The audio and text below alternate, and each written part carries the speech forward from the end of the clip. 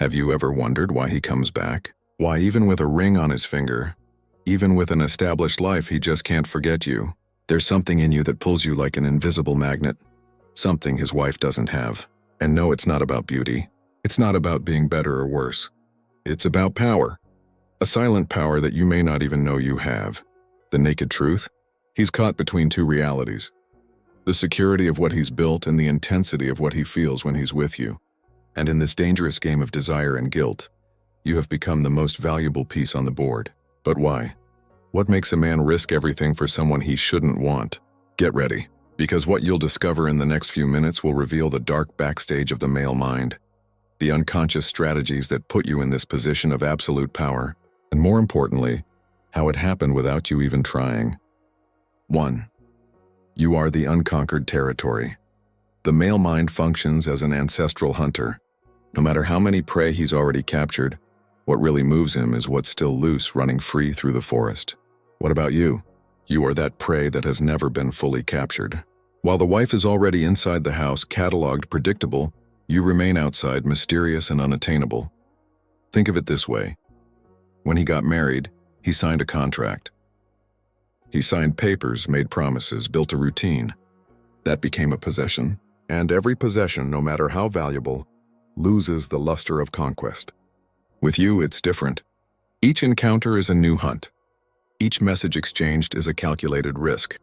Every moment stolen tastes like a fresh victory. His marriage turned his wife into certainty, and it certainly doesn't speed anyone's heart. You, on the other hand, are pure uncertainty. He never knows if you will respond, if you will accept to meet, if you will be available when he wants. This unpredictability creates a chemical addiction in his brain. It's the same feeling as those who play the lottery. The possibility of winning is more exciting than the prize itself.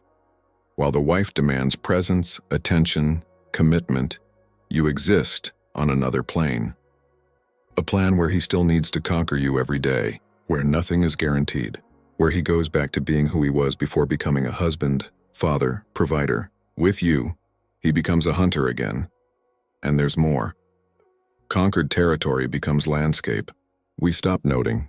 He looks at his wife and sees the mother of the children, the lady of the house, the woman who knows all his quirks. Useful, yes. Exciting? Not at all.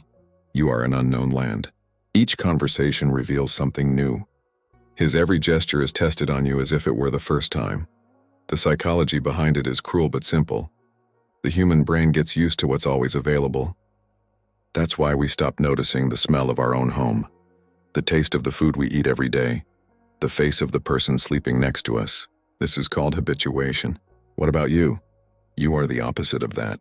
You are constant novelty because you are never fully present. He doesn't have to fight for his wife's attention. She is already there every day wanting time, affection, conversation. But you?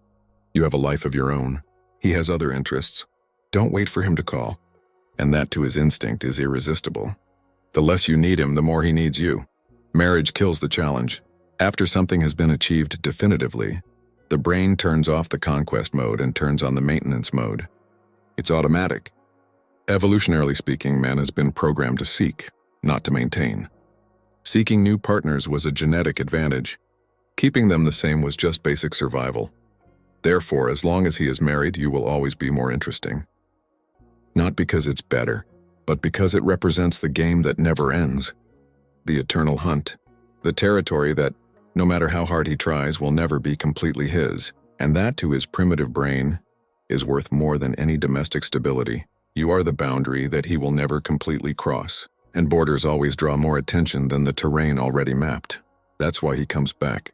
Not out of love, but because you're the only place where he still feels truly alive. 2. The wife knows your flaws, you don't. Over time, intimacy reveals everything, absolutely everything. His wife knows his smell in the morning, the bad mood before breakfast, the way he shirks responsibilities, the little lies he tells, the fears he never admits. She saw him sick, weak, insecure, a failure. She meets the real man behind the social mask, and knowing too much kills the fantasy. You, on the other hand, only know the edited version of it, the version he chooses to show. When you meet, he's on the best behavior. Hair neat, clothes chosen carefully, expensive perfume, rehearsed smile. He controls the narrative, It selects only the moments when it is interesting, successful, charming. It's a performance. And performances are always more attractive than the naked reality. The wife carries the weight of knowing her weaknesses. She saw him fail at work. He saw the overdue bills. He heard the lame excuses. He witnessed the anxiety crises, the sleepless nights, the moments of cowardice. That doesn't mean she doesn't love him. But it does mean that the veil has fallen. The magic is over. It deals with the real man, not with illusion. You live in the bubble of the perfect illusion. He never comes to you complaining about work. He never shows up hungover, poorly dressed, without money. It never shows real vulnerability. Because vulnerability destroys charm, and he needs that charm to keep you interested. Then he becomes the best possible version of himself whenever he is around you. Think about how this works. The wife sees the man behind the curtains. She knows the backstage. He knows that the show is fake. Can you do it? You just watch the show. And spectacles are made to impress, not to reveal the truth. He hides from you everything that could make you see him as his wife does. Human, imperfect, ordinary. It has a concept called impression management. It is when someone strategically controls how others perceive him. At home, this management is impossible. Daily coexistence exposes everything. But with you, he can be a director, screenwriter, and main actor in his own life. You can pretend to be braver, more successful, more secure than you really are. His wife confronts him with his failures because she has to live with their consequences. If he's lazy, she's the one who carries the extra weight. If he is selfish, she suffers the lack of attention. If he lies, she has to deal with the breach of trust. This creates a cycle of demand and resentment. With you, there is no charge. You don't depend on him for anything. Then he can relax and just be the fantasy he created. That's why married men say things like, "You understand me better," or "With you, I can be myself." Lie. With you, he can be the idealized version of himself, the version with no real problems, no bills to pay, no scary responsibilities. The wife meets the man who fails. You know only the man who seduces. And here's the final trick. The more time passes, the more flaws the wife accumulates in memory. More disappointments, more frustrations. Her database on him is full of negative files. Yours practically empty. You have no history of fights, small betrayals, broken promises. Her relationship with him exists in a vacuum where only the good moments fit. And that inevitably makes you look better than anyone who really lives with him. The difference is not in who you are. It is in how much each one knows of his truth. If this video resonated with you, it's not by accident. Jung believed every attraction hides a message from the unconscious. If you want to decode that message and truly understand what your bond means, the link to the Jung Method is pinned in the first comment. 3. You represent the version of him who died. Before becoming a husband, he was someone else. I had different dreams. He woke up without heavy obligations on his back. I could spend money without thinking twice. He went out when he wanted. He slept late on weekends. I didn't need to answer to anyone. That man died on the altar, and with you it resurrects for a few hours. Marriage requires sacrifices. Everyone knows that. He gave up freedom, spontaneity, possibilities. He exchanged adventure for security, the unpredictable for the stable. And for years he accepted this exchange as necessary. But a part of him never stopped missing what he left behind. That feeling of being really alive, of not knowing what comes next, of living on the edge. When he's with you, that young man comes back. The guy who wasn't afraid to take risks, who flirted without thinking about the consequences, that he lived in the moment without worrying about tomorrow. You're not just a person to him, you are a time machine, a door to who he used to be before responsibilities buried this version of him. The wife represents everything he has become. Bills, kids, mortgage, retirement plans, family commitments. It is the concrete present and the foreseeable future. But you are the glorious past that he misses, the time when he could still be reckless. He could still live intensely without calculating risks. He still felt young, and there's something deeper going on here. When someone marries and has children, they assume rigid social roles. He becomes a provider, father, responsible husband. And these roles come with heavy expectations. He can no longer be selfish. He can no longer think only about him. It needs to be reliable, predictable, mature. His identity has completely changed. With you, he can take off that mask. He can go back to being the guy who only thought about immediate pleasure. That he did not carry the weight of the world on his back. that he could be immature, impulsive, irresponsible, because you don't charge him for anything other than existing. It does not require him to be an exemplary father, a perfect husband, or a devoted employee. It only requires him to be interesting for a few hours. Nostalgia is a powerful drug, and he's addicted to nostalgia for who he was. Every message exchanged with you is a dose of this drug. Each secret meeting is a trip back in time to when his life was simple. No hassle, no guilt, no regrets. Just horniness, adrenaline, and freedom. His wife grew old with him. She saw the transformations. He participated in the process of him going from being that young man full of dreams to becoming this tired man, stuck in routines. For her, this change was gradual and inevitable. But for you, he can still pretend that nothing has changed. Who is still that interesting guy who knew the world? Marriage kills dreams. Not all, but many. Did he want to travel the world? Now he has children in school. Did you want to set up a risky business? Now he has a family to support. Did you want to live wilder? Now he has a reputation to protect. All of these possibilities died when he said yes at the altar. And with you, for magical moments, these possibilities breathe again. That's why he can't stay away. It's not about you being special.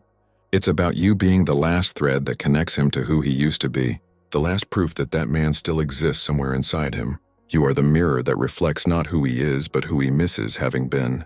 And as long as you exist, he'll keep coming back to visit the ghost himself. 4. Danger is the true aphrodisiac. Fear and excitement are first cousins. The body reacts in the same way to both. Heart races, breathing becomes short, blood pumps faster, senses become sharper. That's why amusement parks work. That's why horror movies are addictive. And that's why you addict him. Because being with you is dangerous, and danger makes everything more intense.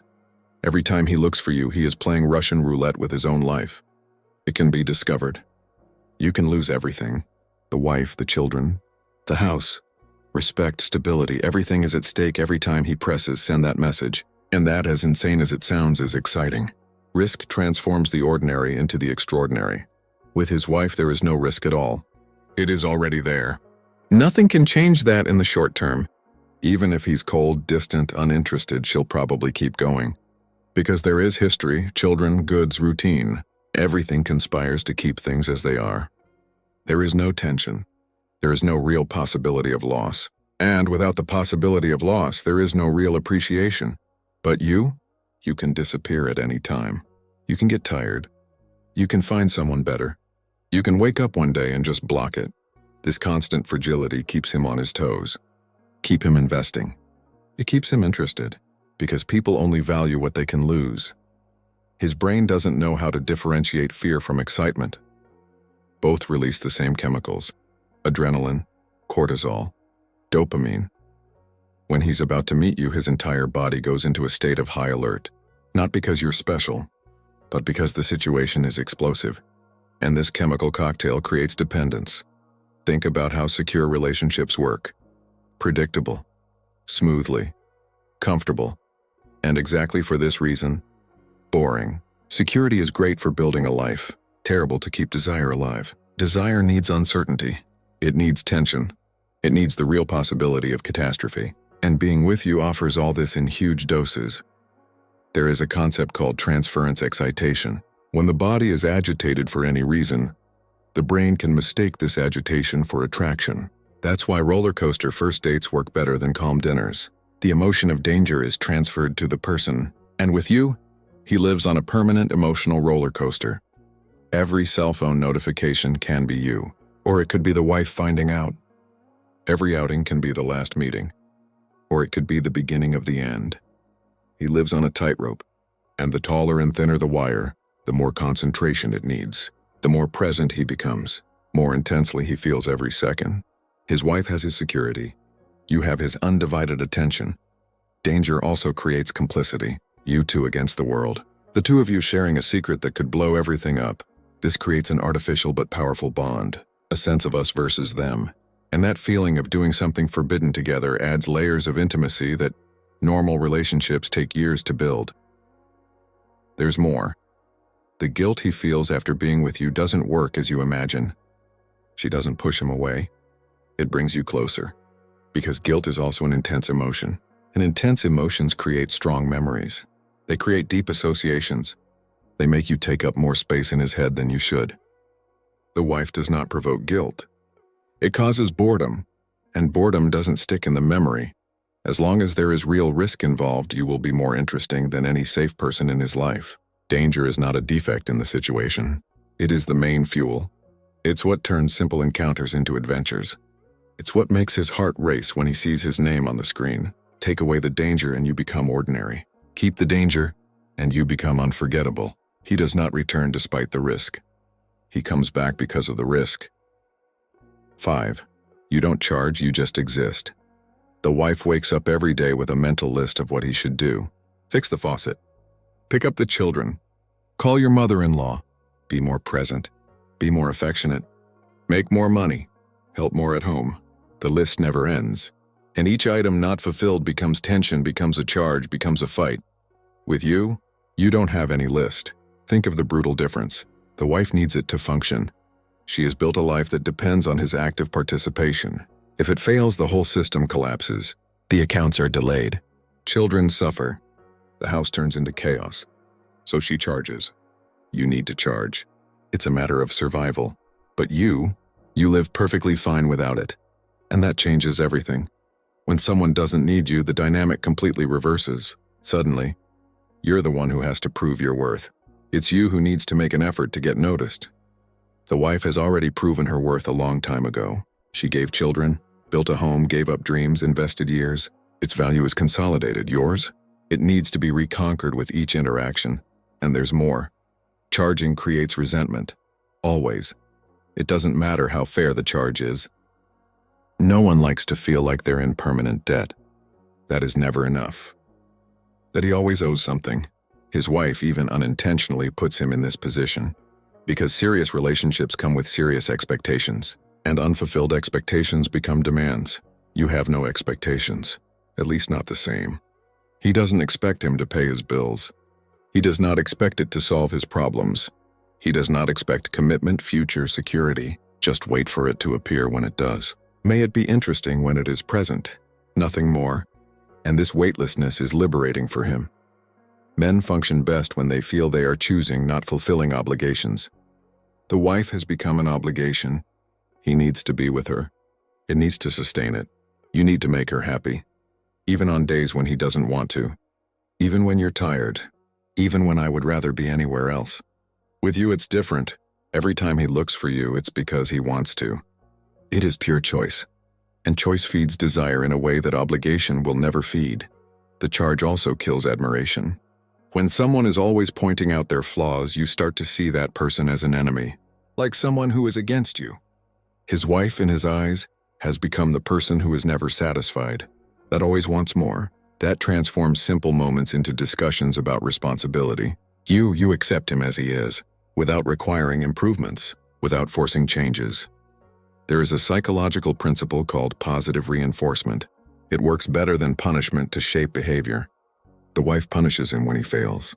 You reward when he appears, even if it's just with attention, with a smile, with a light presence. He associates his wife with criticism, associates you with approval, and everyone moves towards approval, running away from criticism. Another crucial point, you don't charge positioning. It does not require him to define what you are. He doesn't pressure him to leave his wife. It does not create ultimatums. You float in an undefined zone where he can have everything without losing anything, at least in his head. His wife has already defined everything. Roles, duties, consequences. With you, everything remains hazy. And hazy is comfortable when you don't want responsibility. The hard truth is that married men get tired of being charged.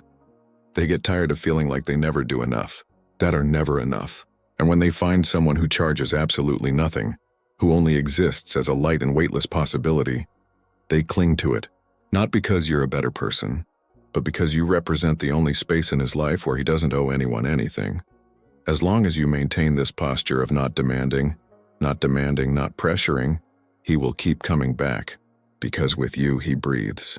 With his wife he suffocates under the weight of 1,000 unfulfilled expectations, and in the end, everyone prefers the place where they can breathe, even if it's just for a few stolen hours. 6. He doesn't love you. He loves to escape. Here's the truth no one wants to hear. You're not special. It could be anyone else, anyone who offered the same thing you offer without knowing it. A way out, an escape, a place where he doesn't have to be who he has become. You are the emergency door to a burning building. And he doesn't love the door. He loves the fact that she exists when he needs to run away. Think about timing. When does he look for you? After fights, after stressful days, after charges from his wife, after bills coming in, after problems at work. He doesn't look for you when you're well. He looks for you when he needs to get away from something. You are not destiny. It is the hiding place. His life has become a prison of responsibilities. Work that hates but cannot let go. A marriage that has cooled down but cannot end. Children you love but who drain all energy. Bills that never stop coming. Everyone's expectations about him. Father, husband, employee, provider. He's suffocating. And you're the only place where he can take off his mask and take a deep breath. What he feels for you is not love. It's relief. It's the feeling of taking off a tight shoe after a full day of walking. It's the first cold beer after a hellish week. It is the hidden cigarette of those who promised to stop. You are the addiction that eases the pain of existing in his real life. And addictions are not love. They are survival strategies.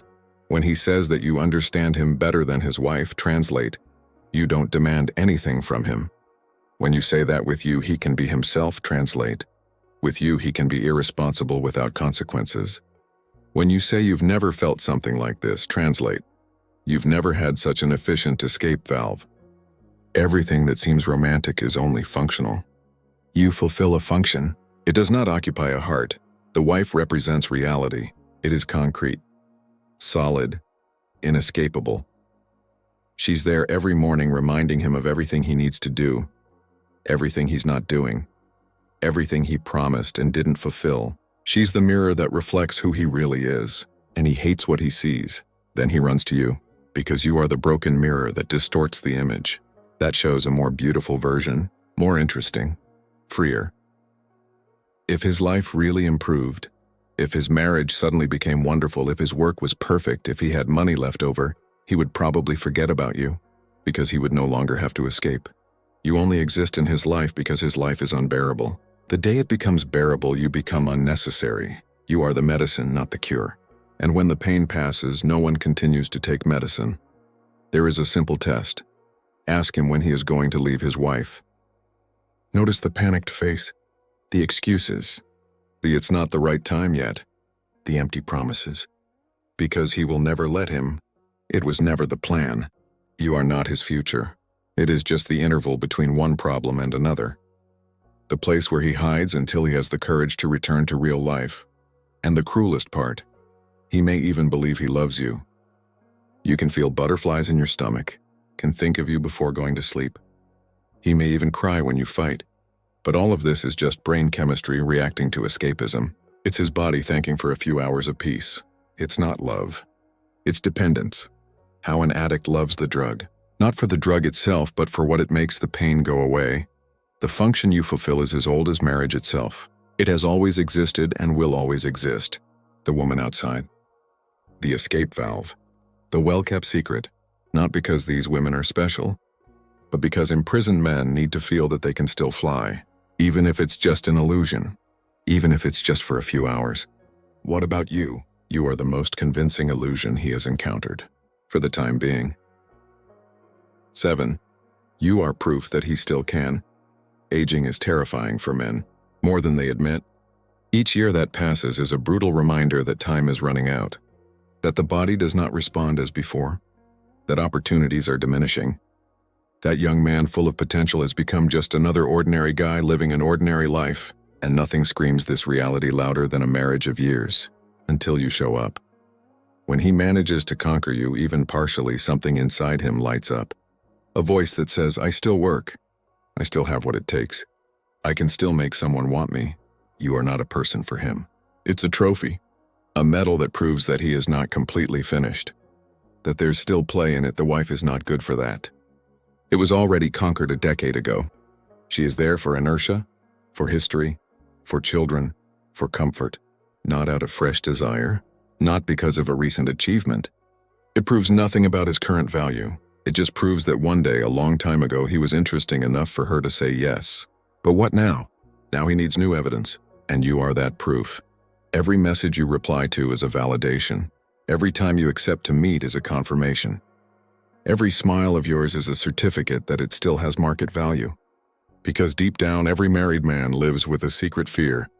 Does anyone but my wife still want me? Would I still be able to win someone over if I had to? You answer these questions without him having to ask them. And there's a brutal male ego component here. Men measure themselves by achievements, how much they earn, what car they drive, what position do they hold, and yes, how many women want them, especially women who don't need them. Women who choose to be there, not who are imprisoned by circumstances. You choose. And this choice feeds his ego in a way that his wife can no longer feed. Think about the difference. The wife needs to tell him that he is attractive. You need to calm his ego. It is part of the marital contract. But when it comes from her, it sounds false. It sounds like an obligation. Like those people who say you sing well just so you don't hurt. But when do you show interest? This is real. This is not an obligation. This is authentic validation. And authentic validation is worth gold to an insecure man. The older he gets, the more insecure he is about his own worth. The relationship market has changed. He sees younger, fitter, more successful guys. She sees her own belly growing, the hair falling out, wrinkles increasing, and he wonders, do I still have anything? Or am I just another average guy who got lucky once and is now in jail? You answer this question every time you pay attention to it. There's a reason why men in midlife crisis do crazy things. They buy sports cars. They start working out obsessively. They leave their wives for younger women. They are trying to prove to themselves that they are still relevant, that the game is not over, that there are still possibilities. You serve exactly that purpose, but without the cost of abandoning the security that marriage provides. With you, he has the best of both worlds. The wife's safety and the validation of someone new. He can return home feeling young again, feeling like you still have what it takes, that he is not just a tired provider in an endless routine. He is a man who still arouses desire. It still makes an impact. It still matters beyond the obligations it carries. The painful truth is that you could be replaced. Anyone else offering the same validation would do. It's not about you. It's about what your attention represents. It's about him looking in the mirror and being able to see something other than an aging husband. It's about him feeling alive in a life that buried him little by little. You are the defibrillator that shocks his heart back to life, temporarily. And when he no longer feels this need to prove anything, when to accept age, when does the crisis pass? You become unnecessary, because the function has already been fulfilled. He has already proven what he needed to prove, and he moves on to the next chapter of life, probably still by his wife's side. Definitely without you. 8. The game you win without playing. Here's the ultimate paradox. The less you try, the more power you have. His wife tries every day. Try to be desirable. Try to be interesting. Try to keep the flame burning. Get ready for him. He plans romantic dinners. Buy lingerie. Starts deep conversations. And the more she tries, the less it works. Because visible effort kills attraction. You don't try anything. And that's why he wins. Attraction doesn't work by logic. It works by scarcity. Because of unpredictability. Out of strategic indifference. The wife is always available. Always trying. Always there. You have a life of your own. He answers when he wants. He shows up when he can. It does not make its existence the center of its universe, and this contradictorily makes it revolve around you. Think about how human desire works. We want what we can't completely have. What escapes us, which is not easy to deliver. His wife gave herself completely years ago. It is no longer a mystery. It is no longer a challenge. It has become part of the domestic landscape. You remain hazy, undefined, always a little out of his total reach, and that keeps the desire burning. She plays all her cards on the table. It shows vulnerability. He confesses his fears. It reveals insecurities. It tries to create intimacy through total transparency, and it loses all power in the process. You keep the cards. It doesn't reveal everything. Keeps layers. It remains like a puzzle that he never finishes putting together. And as long as there are missing pieces, he keeps trying to complete the game. There is a rule of power that few understand. Those who care less control more. The wife cares too much. Marriage is everything to her. Family is everything. It needs it to work. So she invests, fights, insists, and this desperate need drives him away. You don't need anything. You can live perfectly without it. And this total independence is magnetic, she pursues. You are persecuted. She demands attention. You get attention. She asks for time. You volunteer time when you want. The dynamics are completely reversed. And in any power game, whoever is being persecuted has control. Those who are chasing have already lost. She lost before she started. You won without even knowing you were playing. Another crucial point, you don't compete. He does not try to prove that he is better than his wife. He doesn't make comparisons.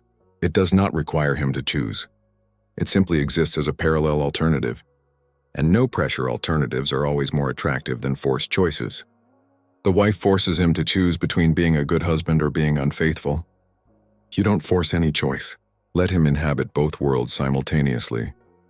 The secret of its power lies in the absence of an agenda. The wife has a clear agenda. She wants to be a priority, she wants attention, she wants the future, she wants a renewed commitment. Her every interaction comes loaded with expectations. You have no visible agenda. It doesn't charge anything. He doesn't expect anything specific. Then he relaxes.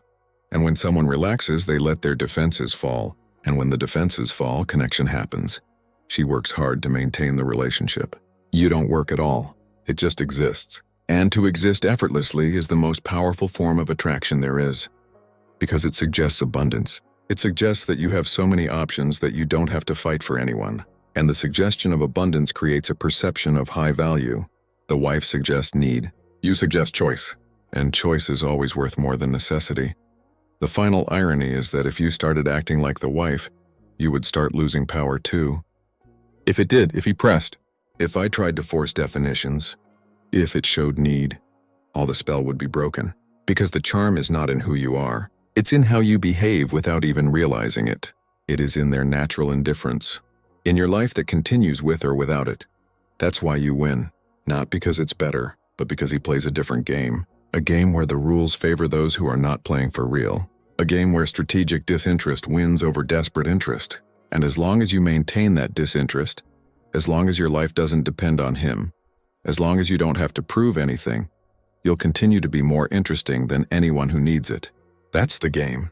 And you've already won without even knowing you were playing.